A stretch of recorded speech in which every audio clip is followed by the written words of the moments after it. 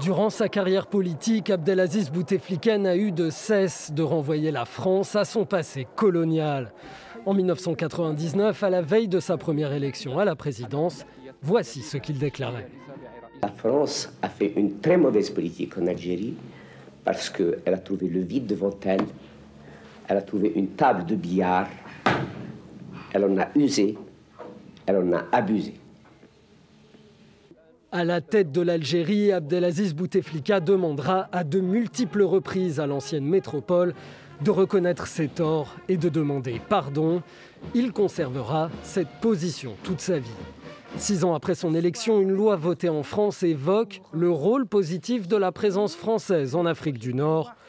Tollé en Algérie, Jacques Chirac l'abroge 1 an plus tard. Et c'est Nicolas Sarkozy, une fois élu président, qui dénonce pour la première fois le colonialisme. Le système colonial a été profondément injuste.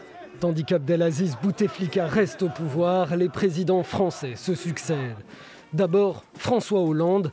Le président socialiste était dans sa jeunesse en stage à l'ambassade de France à Alger.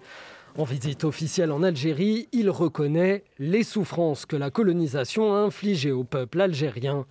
Mais plus tard, il se fend aussi d'une plaisanterie maladroite.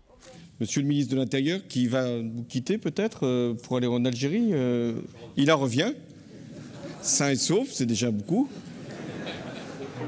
En 2017, Emmanuel Macron, en campagne pour la présidence de la République, évoque des excuses de la France.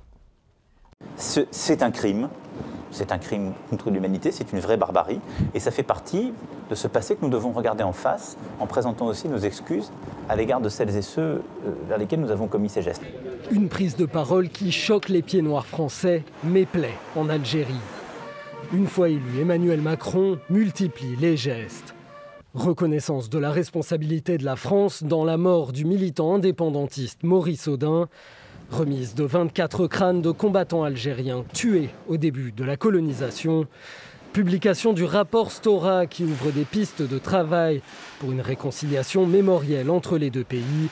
Reconnaissance de l'assassinat par la France de l'avocat nationaliste Ali Boumengel. Mais pas d'excuses officielles. Entre-temps, de l'autre côté de la Méditerranée, Abdelaziz Bouteflika est renversé à la suite d'un mouvement populaire. Ses successeurs à la tête du pouvoir et de l'armée algérienne ne changeront pas de ligne et réclameront toujours des excuses de la France.